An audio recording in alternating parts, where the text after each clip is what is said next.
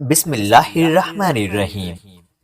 سندھ کے ایک قدیمی شہر میں ایک حکیم صاحب ہوا کرتے تھے جن کا دواخانہ ایک پرانی سی عمارت میں ہوتا تھا۔ حکیم صاحب روزانہ صبح دواخانے جانے سے پہلے بیوی کو کہتے کہ جو کچھ آج کے دن کے لیے تم کو درکار ہے ایک چٹ پر لکھ کر دے دو۔ بیوی لکھ کر دے دیتی۔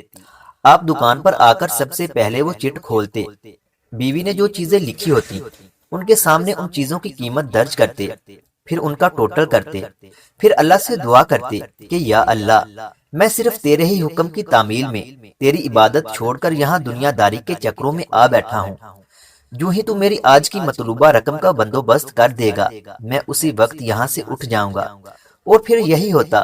کبھی صبح کے 9:30 کبھی 10 بجے حکیم صاحب مریضوں سے فارغ ہو کر واپس اپنے گاؤں چلے جاتے۔ ایک دن حکیم صاحب نے دکان کھولی اور رقم کا حساب لگانے کے لیے چٹ کھولی تو چٹ کو دیکھتے ہی رہ گئے۔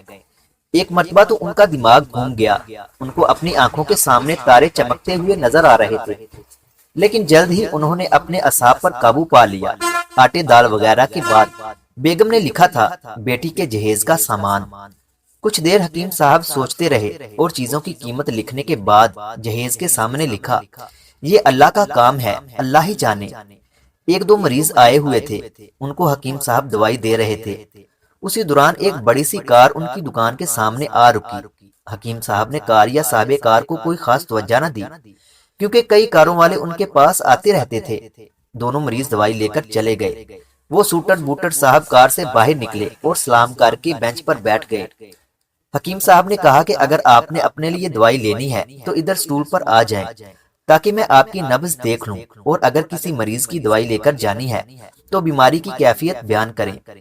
وہ صاحب کہنے لگے حکیم صاحب میرا خیال ہے آپ نے مجھے پہچانا نہیں، لیکن آپ مجھے پہچان بھی کیسے سکتے ہیں کیونکہ میں 15-16 سال بعد آپ کے دواخانے میں داخل ہوا ہوں۔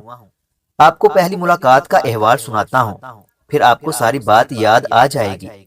جب میں پہلی مرتبہ یہاں آیا تھا تو وہ میں خود نہیں آیا تھا، خدا مجھے آپ کے پاس لے آیا تھا کیونکہ خدا کو مجھ پر رحم آ گیا تھا اور وہ میرا گھر آباد کرنا چاہتا تھا۔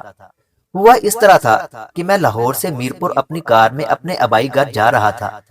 این آپ کی دکان کے سامنے ہماری کار پنکچر ہو گئی۔ ڈرائیور کار کا پہیہ اتار کر پنکچر لگوانے چلا گیا۔ آپ نے دیکھا کہ میں گرمی میں کار کے پاس کھڑا ہوں۔ آپ میرے پاس آئے اور آپ نے دواخانے کی طرف اشارہ کیا اور کہا کہ ادھر آ کر کرسی پر بیٹھ جائیں۔ میں نے آپ کا شکریہ ادا کیا اور کرسی پر آ کر بیٹھ گیا۔ ڈرائیور نے کچھ زیادہ ہی دیر لگا دی تھی۔ ایک چھوٹی سی بچی بھی یہاں آپ کے میز کے پاس کھڑی تھی اور بار بار کہہ رہی تھی چلے نا مجھے بھوک لگی ہے۔ آپ اسے کہہ رہے تھے بیٹی تھوڑا صبر کرو ابھی چلتے ہیں۔ میں نے یہ سوچ کر کہ اتنی دیر سے آپ کے پاس بیٹھا ہوں مجھے کوئی دوائی آپ سے خریدنی چاہیے تاکہ آپ میرے بیٹھنے کو زیادہ محسوس نہ کریں۔ میں نے کہا حکیم صاحب میں 5-6 سال سے انگلینڈ میں ہوتا ہوں۔ انگلینڈ جانے سے قبل میری شادی ہو گئی تھی لیکن ابھی تک اولاد کی نعمت سے محروم ہوں۔ یہاں بھی بہت علاج کیا اور وہاں انگلینڈ میں بھی، لیکن ابھی قسمت میں مایوسی کے سوا اور کچھ نہیں دیکھا۔ آپ نے کہا میرے بھائی توبہ استغفار پڑھو، خدا را اپنے خدا سے مایوس نہ ہو، یاد رکھو اس کے خزانے میں کسی شے کی کمی نہیں۔ اولاد، مال و اسباب اور غمی خوشی، زندگی موت، ہر چیز اسی کے ہاتھ میں ہے۔ کسی حکیم یا ڈاکٹر کے ہاتھ میں شفا نہیں ہوتی اور نہ ہی کسی دوا میں شفا ہوتی ہے۔ شفا اگر ہونی ہے تو اللہ کے حکم سے ہونی ہے۔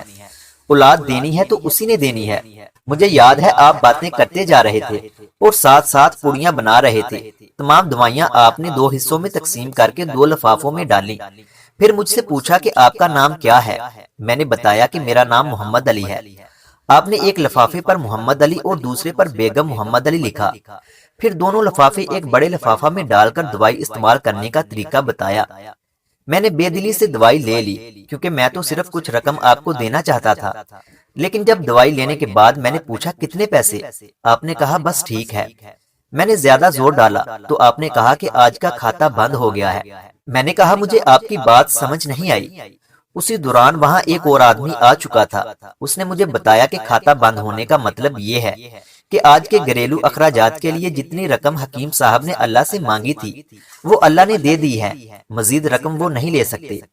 میں کچھ حیران ہوا اور کچھ دل میں شرمندہ ہوا کہ میرے کتنے گھٹیا خیالات تھے اور یہ سادہ سا حکیم کتنا عظیم انسان ہے۔ میں نے جب گھر جا کر بیوی کو دوائیاں دکھائیں اور ساری بات بتائی تو بے اختیار اس کے منہ سے نکلا، وہ انسان نہیں کوئی فرشتہ ہے، اور اس کی دی ہوئی ادویات ہمارے من کی مراد پوری کرنے کا باعث بنے گی۔ حکیم صاحب آج میرے گھر میں 3 پھول اپنی بہار دکھا رہے ہیں۔ ہم میاں بیوی ہر وقت آپ کے لیے دعائیں کرتے رہتے ہیں۔ جب بھی پاکستان چھٹی آیا، کار ادھر روکی لیکن دکان کو بند پایا۔ میں کل دوپہر بھی آیا تھا، آپ کی دکان بند تھی۔ ایک آدمی پاس ہی کھڑا ہوا تھا، اس نے کہا کہ اگر آپ کو حکیم صاحب سے ملنا ہے تو آپ صبح 9 بجے لازمن پہنچ جائیں، ورنہ ان کے ملنے کی کوئی گارنٹی نہیں، اس لیے آج میں سویرے سویرے آپ کے پاس آ گیا ہوں۔ محمد علی نے کہا کہ جب 15 سال پہلے میں نے یہاں آپ کے دعا خانے میں آپ کی چھوٹی سی بیٹی دیکھی تھی تو میں نے بتایا تھا کہ اس کو دیکھ کر مجھے اپنی بانجی یاد آ رہی ہے۔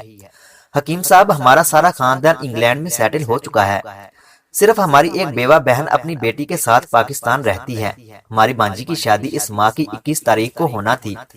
اس بانجی کی شادی کا سارا خرچ میں نے اپنے ذمہ لیا تھا۔ 10 دن پہلے میں نے اسے لاہور اپنے رشتہ داروں کے پاس بھیجا کہ شادی کے لیے اپنی مرضی کی جو چیز چاہیے خرید لے۔ اسے لاہور جاتے ہی بخار ہو گیا، لیکن اس نے کسی کو نہ بتایا۔ بخار کی گولیاں ڈسپرین وغیرہ کھاتی اور بازاروں میں پھرتی رہی۔ بازار میں پھرتے پھرتے اچانک بے ہوش ہو کر گر گئی، وہاں سے اسے ہسپتال لے گئے۔ وہاں جا کر معلوم ہوا کہ اس کو 105 ڈگری بخار ہے اور یہ گردن توڑ بخار ہے۔ وہ بے ہوشی کے عالم میں ہی اس جہاں فانی سے کوچ کر گئی۔ اس کے فوت ہوتے ہی نہ جانے کیوں مجھے اور میری بیوی کو آپ کی بیٹی کا خیال آیا۔ ہم میاں بیوی نے اور ہماری تمام فیملی نے فیصلہ کیا ہے کہ ہم اپنی بانجی کا تمام جہیز کا سامان آپ کے ہاں پہنچا دیں گے۔ شادی جلد ہو تو اس کا بندوبست خود کریں گے، اور اگر ابھی کچھ دیر ہے تو تمام اخراجات کے لیے رقم آپ کو نقد پہنچا دیں گے۔ آپ نے نہ نہیں کرنی، آپ اپنا گھر دکھا دیں تاکہ سامان کا ٹرک وہاں پہنچایا جا سکے۔ حکیم صاحب حیران و پریشان یوں گویا ہوئے۔ محمد علی صاحب آپ جو کچھ کہہ رہے ہیں مجھے سمجھ نہیں آ رہا۔ میرا اتنا دماغ نہیں ہے، میں نے تو آج صبح جب بیوی کے ہاتھ کی لکھی ہوئی چٹ یہاں آ کر کھول کر دیکھی تو مرچ مسالے کے بعد جب میں نے یہ الفاظ پڑھے بیٹی کے جہیز کا سامان، تو آپ کو معلوم ہے میں نے کیا لکھا؟ آپ خود یہ چٹ ذرا دیکھیں۔ محمد علی صاحب یہ دیکھ کر حیران رہ گئے کہ بیٹی کے جہیز کے سامنے لکھا ہوا تھا یہ اللہ کا کام ہے، اللہ ہی جانے۔ محمد علی صاحب یقین کریں آج تک کبھی ایسا نہیں ہوا تھا کہ بیوی نے چٹ پر جو چیز لکھی ہو اور مولا نے اس کا اسی دن بندوبست نہ کر دیا ہو۔ واہ مولا واہ، تو عظیم ہے، تو کریم ہے۔ آپ کی بانجی کی وفات کا صدمہ ہے، لیکن اس کی قدرت پر حیران ہوں کہ وہ کس طرح اپنے معجزے دکھاتا ہے۔ حکیم صاحب نے کہا جب سے ہوش سنبھالا ہے ایک ہی سبق پڑا کہ صبح ورد کرنا ہے رازق رازق تو ہی رازق، اور شام کو شکر شکر مولا تیرا شکر۔ مزید اس طرح کی ویڈیوز دیکھنے کے لیے ہمارے یوٹیوب چینل علمی